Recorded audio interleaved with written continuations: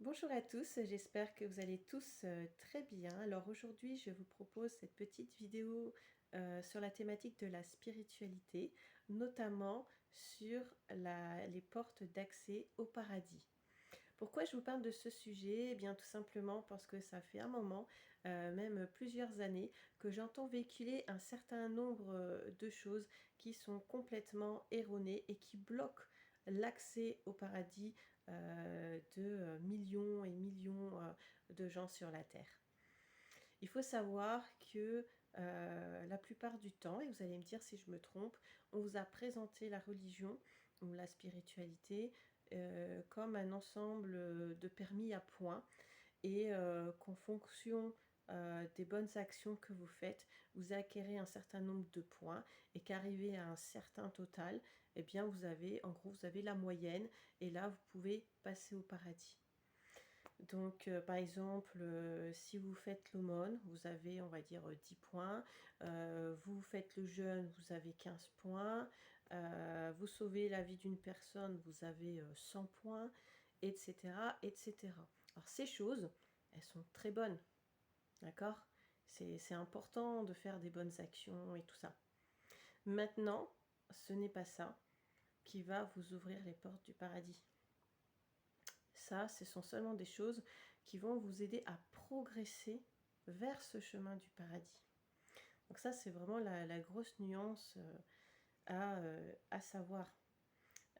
Puisque jusqu'à présent, donc, on vous a présenté la religion comme, comme un peu un guide, un livre du code de la route, avec un certain nombre pardon, de règles qu'il faut scrupuleusement suivre et que voilà, si vous avez tout bien fait, ben là c'est sûr vous entrez au paradis. Or, comme je vous ai dit, ce n'est pas ce système de permis à points qui va vous permettre d'y accéder. Ça va vous aider à évoluer, mais le chemin de l'accès au paradis, c'est un chemin de transformation intérieure.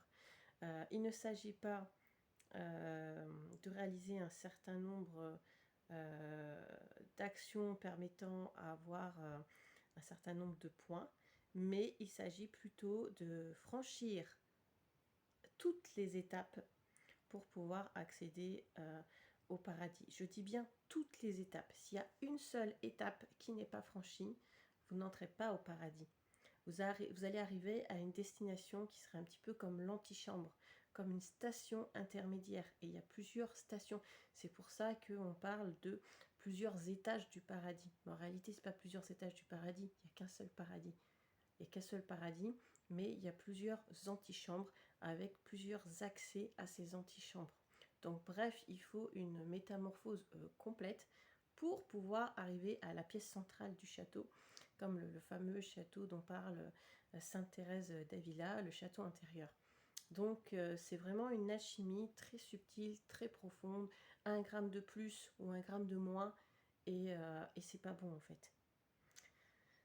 Alors, comment faire justement, puisqu'il ne s'agit pas de permis à points, chose qui peut mettre en déroute beaucoup de personnes, puisque c'est tellement plus simple quand on présente les choses de façon concrète, voilà, vous faites ci, vous avez des points, etc., que si on leur parle de dosage intérieur. Là, beaucoup de personnes peuvent perdre pied parce que là, on est dans l'irrationnel.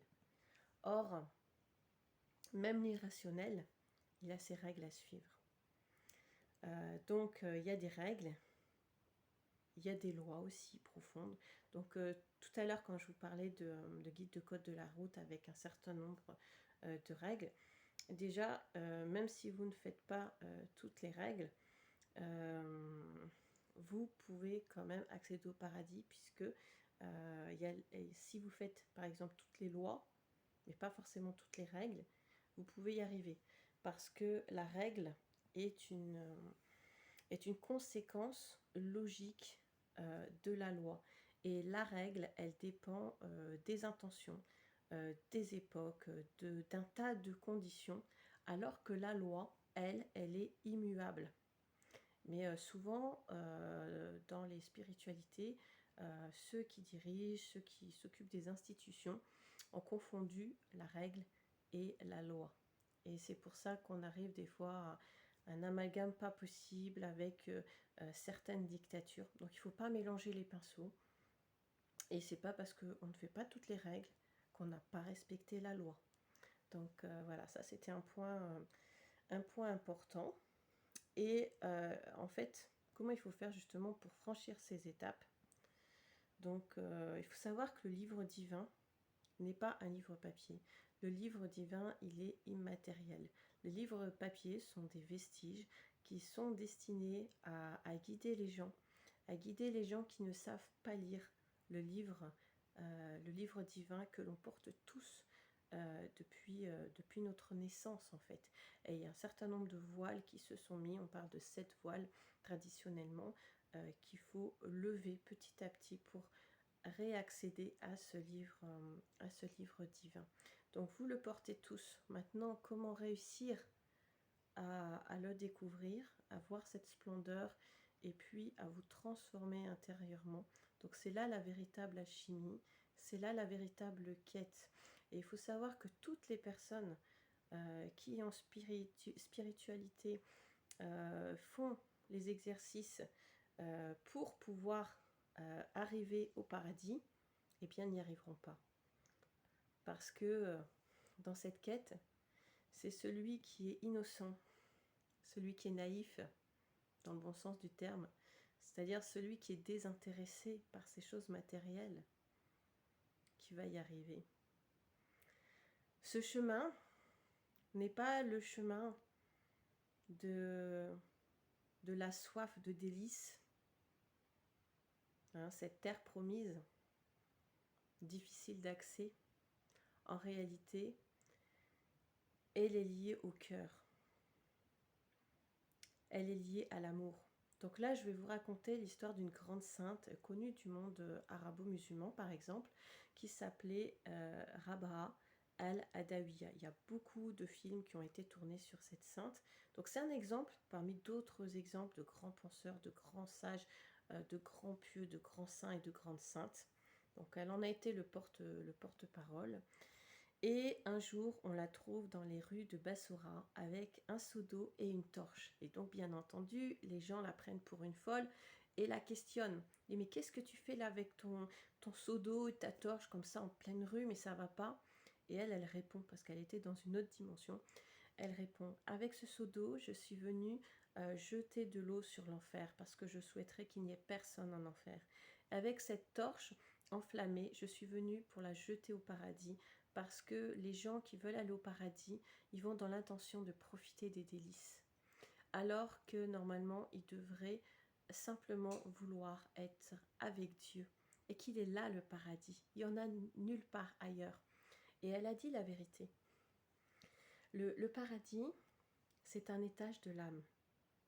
C'est un étage de l'âme, c'est un certain état d'esprit que vous devez réussir à avoir. Un état d'esprit avec toutes les actions qui en découlent, qui sont en rapport. C'est une transformation totale en vous. C'est devenir un canal relié avec le divin. C'est réaliser cette phrase de Jésus, je suis en mon Père et mon Père est en moi. Donc Père bien au sens de créateur, bien entendu, puisqu'il n'a pas engendré d'être, on va dire. C'est vraiment cette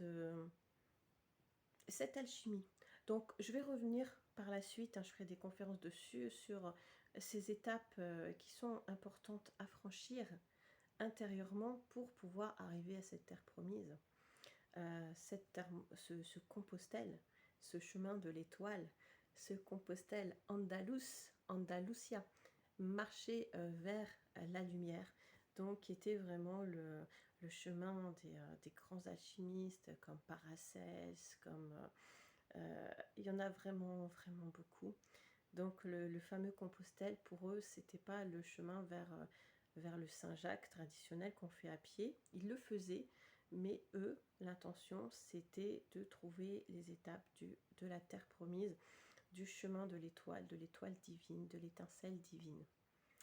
Et une fois que vous l'avez trouvé, une fois que beaucoup de personnes commencent à la trouver, à ce moment-là, c'est là qu'il peut y avoir par la, comment on appelle ça, par la table d'émeraude, une réplique sur la terre. Mais d'abord, ça commence par soi. Et ça, c'est très important. Et pour y arriver, pour trouver déjà ce livre divin qui est en vous, donc ça passe par le cœur. Alors attention, quand je parle du cœur, je ne parle pas de la partie émotionnelle du cœur, puisque ça, c'est la première source de déviation. C'est la première source qui va vous faire succomber à vos tentations. Non, je ne parle pas de ça. Je ne parle pas de vos passions qui peuvent être mauvaises. Parce qu'il y a des passions aussi qui peuvent être de bonnes passions. Je parle de la partie la plus profonde du cœur, qui est la porte du divin.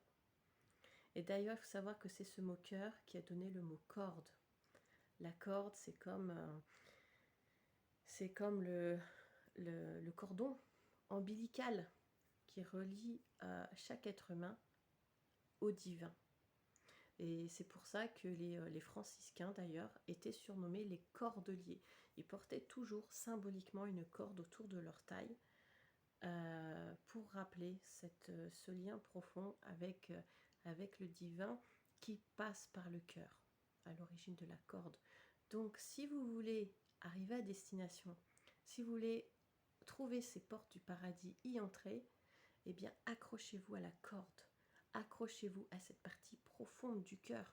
Combien de fois, dans ce qu'il reste des livres divins, je parle des livres papier, donc ces livres qui sont vestigiaux, puisque le véritable livre divin complet, on le porte en nous, et qu'il est tout au fond de notre cœur, et bien combien de fois, dans ces vestiges d'écriture, on trouve le mot cœur qui est répété. Je prends un exemple dans le Coran. Plusieurs fois, c'est répété à propos des personnes qui sont maudites par Dieu, qu'ils ont le cœur scellé.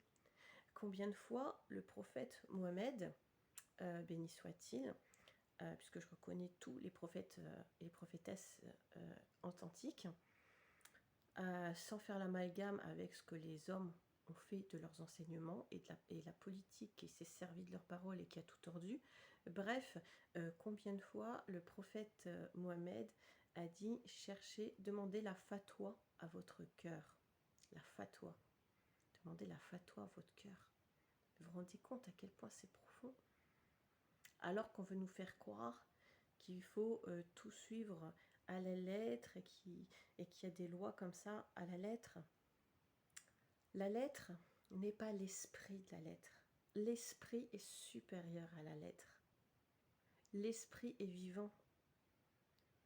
La lettre, sans l'esprit, c'est quelque chose qui est mort.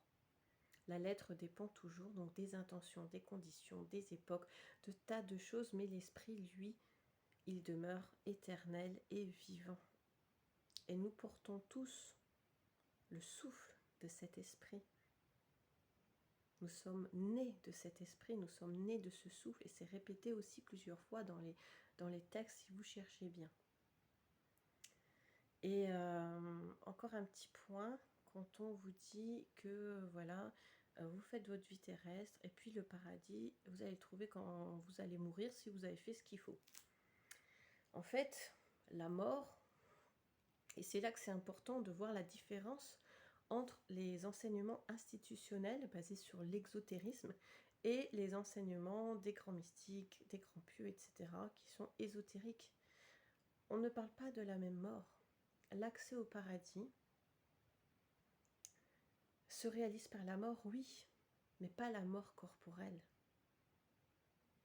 Si vous mourrez et que de votre vivant, vous n'avez pas accédé au paradis, vous n'allez pas y accéder après votre mort. Le paradis, comme avait dit aussi Jésus, il est ici et maintenant. Pourquoi? Parce que c'est un étage de l'âme, comme je l'ai déjà expliqué, et que ça ne dépend que de vous d'arriver à cet étage de l'âme. Et que si vous y pénétrez, eh bien vous serez au paradis. Vous goûterez cette gioconda, cette joie profonde. Même si en parallèle, vous pouvez souffrir parce que dans ce monde, il y a beaucoup de choses qui ne vont pas, il y a beaucoup Ce monde est un monde de souffrance. Donc vous allez avoir un pied dans ce monde de souffrance, mais un autre pied qui lui est déjà en Terre Sainte, est déjà au paradis. Donc une fois que votre corps va mourir, votre âme, qui était déjà au paradis de son vivant, elle va y rester. Et c'est pour ça qu'on retrouve dans les textes des prophètes, par exemple, je vais reprendre l'exemple du prophète Mohammed, qui en parle très bien. Il a bien dit, pour entrer au paradis, il faut avoir la taille d'une abeille. Donc c'est tout petit. Il n'y a que l'abeille qui peut passer par le trou de la serrure de la porte du paradis. Si vous voyez cette métaphore qui est profonde. C'est-à-dire qu'il faut apprendre à rapetisser comme une abeille. Donc déjà rapetisser, c'est jeter à bas notre orgueil. C'est déjà s'efforcer d'avoir une grande humilité, la travailler constamment. Et c'est seulement quand on travaille notre humilité, quand on apprend à redevenir tout petit, comme un tout petit enfant qui vient de voir le monde, comme un bébé qui est pur, innocent, c'est là qu'on peut commencer notre transformation. N'est grand que celui qui est tout petit. Et tous ceux qui agissent dans ce monde comme des grands, en vérité, sont les plus petits du monde. Et les portes du paradis leur sont éternellement fermées. Jusqu'à ce qu'ils fassent à leur tour le travail nécessaire et qu'ils rapetissent. Donc vous voyez, ce sont des enseignements profonds, alchimiques, qui n'ont pas été révélés au sein des institutions. Et ça, c'est vraiment, là ce que je vous donne, c'est vraiment un petit résumé, un petit aspect. Il y a encore beaucoup de choses derrière sur lesquelles je vais échanger avec vous. Mais vous voyez la complexité parce qu'on est dans quelque chose vraiment d'impalpable, mais qu'on ressent très bien. Au fil de votre évolution intérieure, de votre transformation, vous allez ressentir tous les bienfaits. Et à la fin, vous allez sentir comme un soleil en vous, quelque chose qui pétille en vous, vous allez avoir une étoile en vous, quelque chose de rayonnant, vous allez le sentir. Donc c'est concret. Mais avant d'arriver à ces choses concrètes, il va falloir doser. Voilà, il va falloir doser et c'est pas palpable dans un premier temps. Donc ça demande vraiment une subtilité au niveau de l'âme, au niveau du travail à faire et que c'est pas du tout un permis à point. Sur ce, je vous souhaite une très belle après-midi. Moi, je vais aller faire une petite balade plante médicinale avec un groupe de jeunes adultes. Voilà, dans la forêt, lieu initiatique par excellence. Et je vous dis à bientôt et n'hésitez pas si vous avez des questions, des commentaires. Au revoir à tous.